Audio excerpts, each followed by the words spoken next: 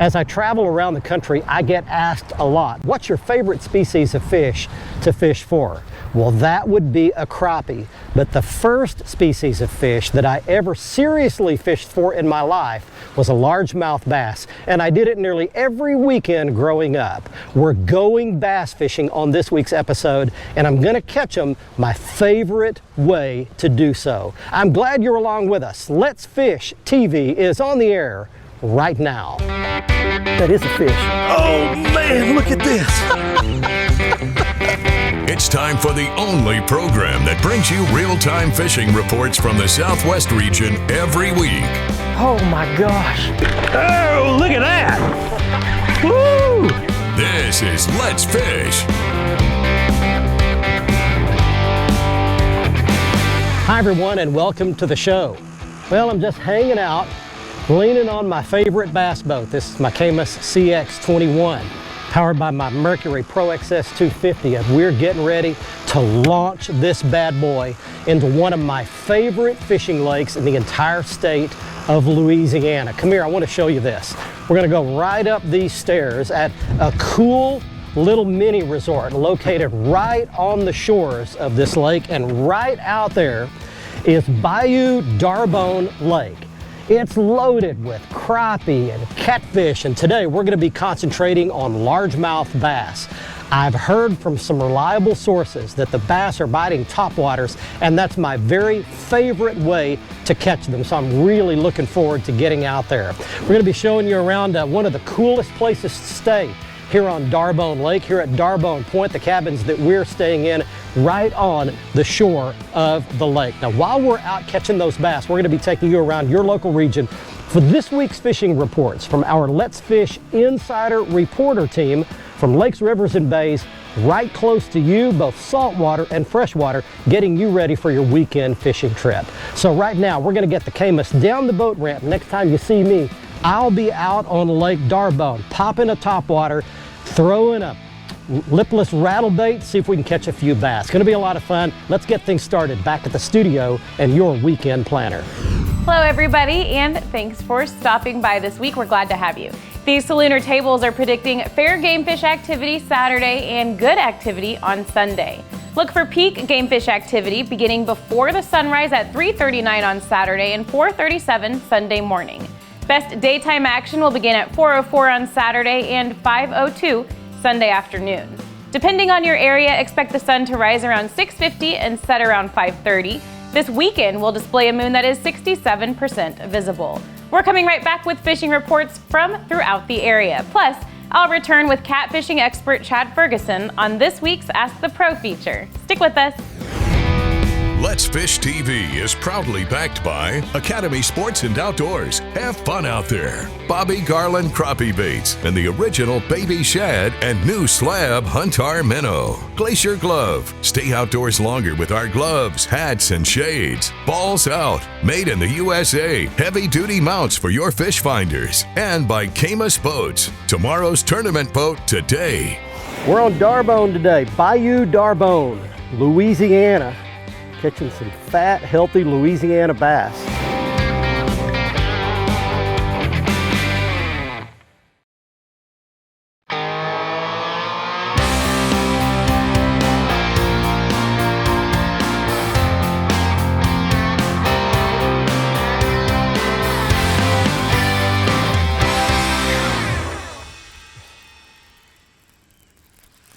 There's a bite, got him.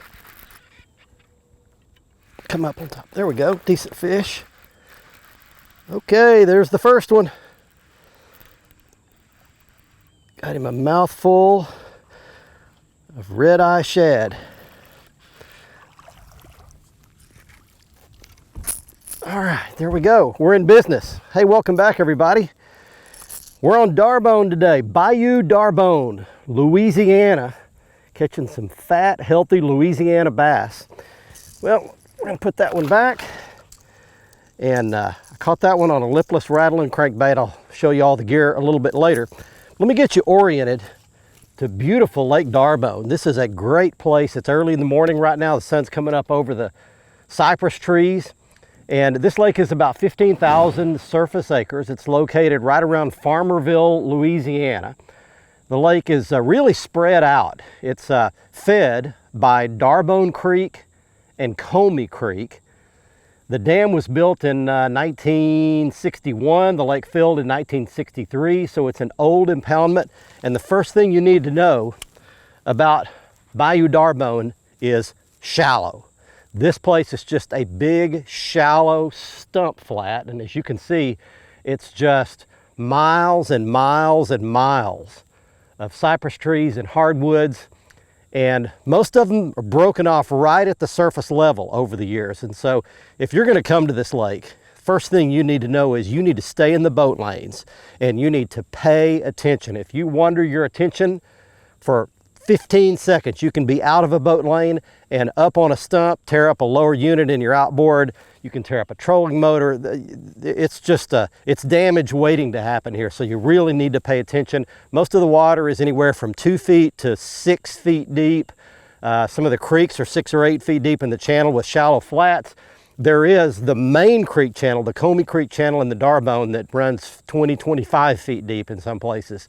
For the most part, this is a really shallow lake. It's loaded with bass and crappie. We'll tell you a lot more about it, but that gets you oriented, and we're off to a start. We've got a bass in the boat early. Hi everybody, this week's Lone Star Lakes is brought to you once again by the good folks at Skeleton Optics. Skeleton Optics sunglasses make a great Christmas gift, and you're going to give yourself the gift of savings with 20% off using the code LONESTAR20. Now we're going to start with bass fishing. We're going to go out to the west towards Breckenridge, and we're going to fish Hubbard Creek Lake. It's a fantastic bass lake, has lots of good 4 to 8 pound fish in it. Look for either grass that's just below the surface and nice and green if you can find it. The brown grass is dying out, doesn't hold as many fish, and the grass that's topped out on the surface won't let you throw those whopper ploppers and zara spooks and buzz baits over the top. So find that grass that's not quite topped out and throw those baits early in the morning, or go down by the dam and fish your topwaters there.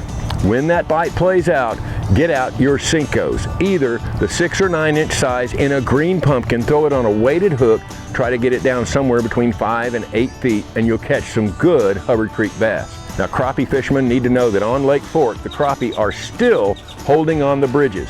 At some point in the next few weeks, they're gonna make a migration towards the dam, towards the big main lake area, and hang out there for the rest of the winter. But right now, they're still on those bridges. That's this week's Lone Star Lakes, brought to you by Skeleton Optics. Be sure and check us out on Facebook, Lone Star Lakes.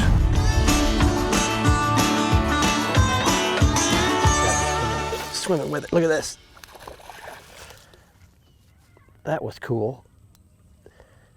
That fish had picked that bait up and swam all the way across in front of the trolling motor. Not much of a fish, but well, things are calming down out here. They're feeling kind of dead right now. I fished for about an hour or so without a bite. I haven't seen any birds flying. I haven't seen any bait skittering around on the surface. The sun's getting higher and hotter, high pressure in here, blue skies, no clouds. So what I'm gonna do next, and I just picked it up, is I'm gonna go a little bit more finessey on them. I've got a little finesse worm. It's a little Jean LaRue inchworm, and I've got it Texas rigged. And I'm gonna fish around in the same place that I saw fish earlier this morning. So I'm theorizing that they haven't left, but they're just not feeding as much. So I'm gonna have to kind of slow down, force feed them a little bit. Once again, these fish live on these flats and they don't really go anywhere. They might pull off into the little ditches and into the little channels, but they're not gonna make any huge moves. So what you have to do is just kind of figure out what it takes to get one to bite. So as you can see, I'm gone to a spinning rod, light braided line, fluorocarbon leader, and I'm just going to slow down here a little bit and see if I can tantalize one into biting, and that one did right there. So let's see what happens next. Hang with us. We're going to keep on fishing our way around beautiful Bayou Darbone, North Louisiana. Look at that. You think he wasn't hungry? Don't leave fish to find fish.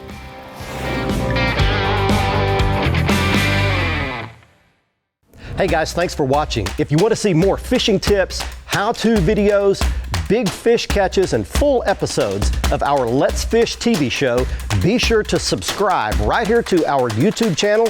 You can also like our Facebook page and follow us on Twitter. Good fishing out there.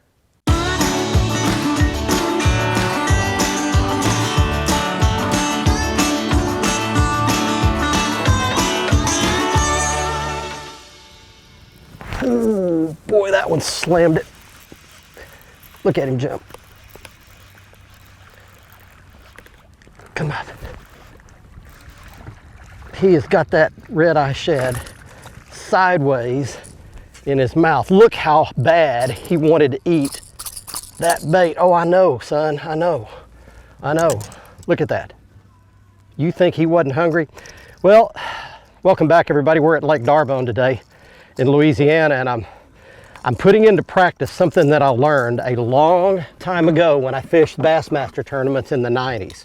So every fishing trip has a story, right? Well, the story of this one is we started off early this morning, and the fish were biting a little bit. They were schooling around a little bit, pretty active. And then, man, it got tough. It got still, calm, blue skies, high pressure, hot temperatures, and everything just died. The birds sat down, no bait on top of the water. And I went 3 hours without a bite. And I was tempted to just crank up and leave and go to another place way down the lake and just try something different. But then I remembered the old adage that I learned fishing those Bassmaster tournaments: never leave fish to find fish. I knew the fish were here.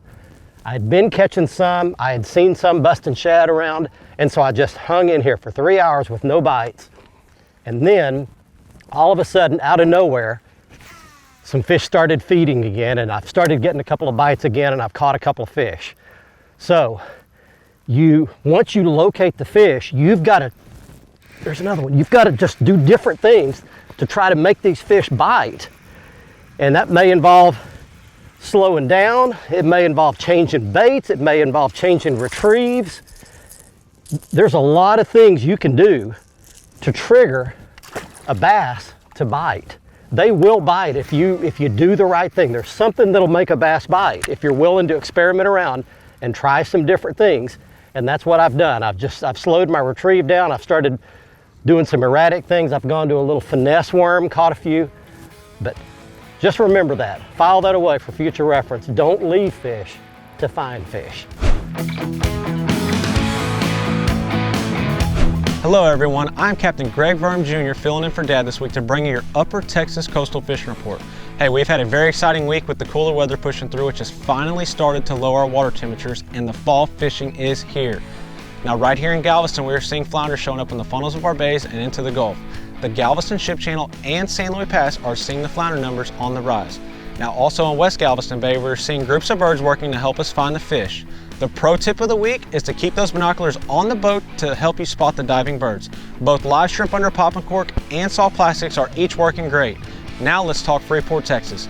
We have been fishing out of Bay's Landing and are finding healthy numbers of both redfish and flounder at the mouth of the Brazos, in Oyster Creek, and in Christmas Bay. Hey, remember, if you want to fish with us in Galveston or Freeport, inshore or offshore, feel free to give us a call or check out our website, and we would love to have you on board. Hey, I'm Captain Greg Verm Jr., and I'll see you on the water.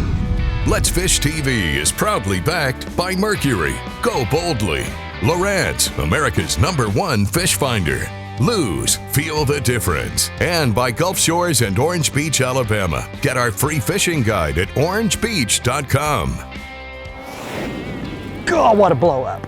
Man, he exploded on that top water.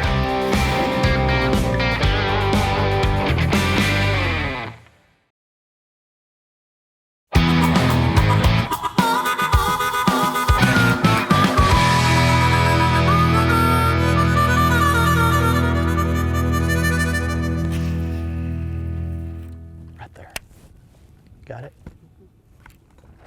God, what a blow up. Man. He exploded on that top water. Wow. It's a mad dude. Oh boy, that was really cool. Come here, buddy. Oh, man, I cannot tell you what a difference a little cloud cover makes. I just want you to notice this real quick. There's that topwater right there, that KVD splash. They're all about the same size, just good, chunky, hard fighting, fat bass. But I want you to notice something. Look out here and we've got chop on the water. It's not dead calm like it was earlier. And we've got cloud cover. We've had some big old clouds that have come up and blocked the sun out. And you can see it's made the whole water and everything just look a lot darker. And all of a sudden, the bass just came in here and started feeding again. So we didn't move, didn't change locations. So just stayed put, stayed where we'd gotten a few bites and caught a few fish earlier and waited them out. That made my heart jump right there. That topwater hit the water and just a big old bowling ball splash hitting right there. All right, Lake D'Arbonne, man. The bass will hit a topwater here, that's for sure. Hey, what a crazy week we've had over the past several days here in the state of Oklahoma. We've had rain, ice, sleet. But you know what? What we appreciated was that we did get some really good rain at a lot of places across the state that has our lakes in great shape going into November and for some excellent fall fishing. And what's happening already in two bodies of water, which usually doesn't happen until the water temperatures get colder, is a really good umbrella rig bite on both Lake Tenkiller and Texoma. Now my reports are coming in from the typical areas down on the dam section of both of those bodies of water. The guys are throwing flash mob juniors, kind of targeting the points in front of the bluffs, transition areas, the mouths of pockets, the mouths of coves and creeks. Now a good choice for rigging options is the Yum Money Minnow and also the LaRue Long John. Of course, November 1st was the official start of our winter trout stocking program here in Oklahoma. To find those designated bodies of water that have those trout stockings, go to wildlifedepartment.com. Click on fishing, click on trout, you'll see those waters listed. And of course we have year-round trout fishing in the river below Broken Bow and the Illinois River below Tenkiller. Hey, great time of year to be fishing here in Oklahoma. You can catch them, but you can't catch them if you don't go. Eat it, eat it, eat it, eat it. He got it, he got it. Top water. How about that? Well, hey, notice one thing here real quick. We've got a little chop on the water. I've got these clouds that have come over and it's made it a little darker. And all of a sudden these fish want to come up on top on a topwater. And I'm catching them. I've caught several. Well, there you go. There's one more. Hey, I want to tell you a couple of quick things. In a short 30-minute television show, we just can't get all the fish in that we've caught between yesterday afternoon with my little GoPro camera and today. So I want to just roll in here a couple of other fish that we caught and show you some other fish, several different sizes, some small ones, some bigger ones. We caught them on finesse worms, caught them on red-eye shad, caught some on Strike King hard knock. Now I'm catching them on this little small chugger type topwater bait, the KVD Splash. I'll show all that to you later, but I wanted to show you some of these other fish that we caught. And a couple of years ago, we came crappie fishing here at D'Arbonne and caught some really nice crappie. In fact, this is probably a better crappie lake, a more well-known crappie lake than it is a bass lake, but caught some great big crappie here as well. And finally, I want to show you the place we're staying. It's called D'Arbonne Point. It's right on the water. And when I mean right on it, I mean you step out the big plate glass door looking out on the lake, step right onto the deck, right onto the dock, and your boat can be right there, literally about 40 or 50 feet from your back door. So it's very convenient. They've got the only gas available on the water. Real modern, clean cabins, well appointed. And again, the location just absolutely can't be beat. Contact Andy and his crew there at D'Arbonne Point. And there's the contact information, the website, and the telephone number you see there on your screen.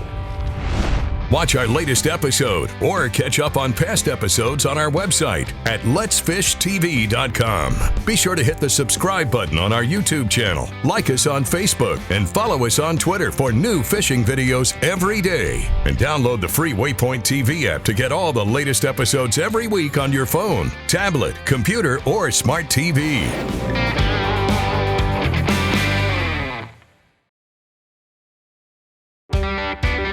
Let's Fish TV is proudly backed by Motor Guides Tour Pro, cable steer motor with GPS anchor, Waypoint Marine, the Gulf Coast's leading saltwater boating specialist, Strike King, Taiwan On, and by Low Boats. Welcome to Low Country.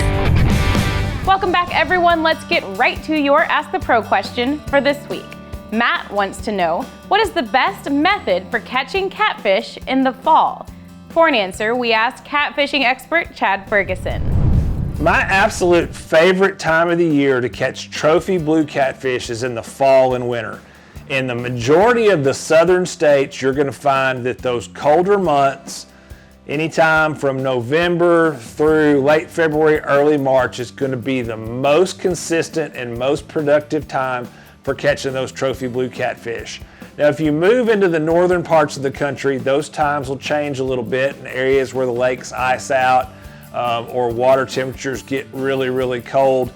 A lot of those anglers will say that the fall is the better time, early fall, but in the southern states, all across the region, here for Let's Fish, fall and winter are hands down going to be the absolute best time for catching those big trophy blue catfish on rod and reel.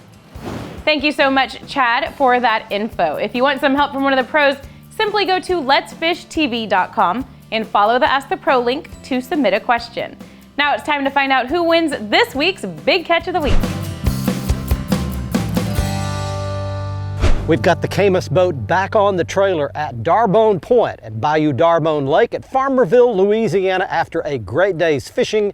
And it's time right now for this week's winner in the Big Catch of the Week contest. He's Tony Jenkins of Sulphur Springs, Texas, showing a 55 1/3 pound flathead catfish he caught at Cooper Lake in Texas. If you'd like to be our next winner, you can just go to our Facebook page at facebook.com/letsfishtv. Go to last Tuesday's post. It's about the Big Catch of the Week, and follow the instructions there. Be sure to give us all the details about your catch, and you could be our next winner. Here's today's Right Stuff, presented by Academy Sports and Outdoors. This week's Academy Right Stuff starts with the best baitcast fishing reel that Lew's currently has on the market, in my opinion. This is the Lew's Custom Light super low profile reel. Fits perfectly in the palm of your hand. It's the lightest reel that Lew's has ever introduced at less than 5 ounces. Did a great job making long casts like we needed to make for those schooling fish today. As far as the baits were concerned, the first two are Strike King baits. On the left is the Topwater Chugger. That's the Strike King KVD Splash Topwater. It's got a concave mouth, chugs water, pushes a lot of water, and makes a lot of noise. Next to that on the right is the Strike King Red Eye Shad. And for some reason in that stained coffee colored water here at Darbone, that bright yellow color really drew a lot of strikes. And then on the right, that's a little Jean LaRue finesse worm, rigged, Texas rigged with a little 2/0 offset worm hook. One of the most helpful things my mom taught me growing up was to ask myself one simple question: what's the worst thing that could happen? Now that might sound a little negative, but when I was scared, facing a difficult decision, or was doubtful, I learned to ask myself, what is the worst thing that could happen? Then if I could deal with that and get okay with that scenario, most likely the worst thing never happened anyway. And if it did, I was already prepared for it mentally and emotionally. So the next time you hit a rough patch in your life, ask yourself that same question. It has certainly helped me get past a lot of difficult times in my life. And before we get out of here, I want to give you the contact information one more time for Darbone Point, the beautiful little cabins that we stayed at right on the shore of Darbone Lake. They're clean, comfortable, got everything you need situated right on the water. You can book directly online at the web address you see on your screen, or give them a call at the number you see. From Darbone Lake in northern Louisiana, until next week, be safe, have fun. Let's fish, everybody. Bye-bye, y'all.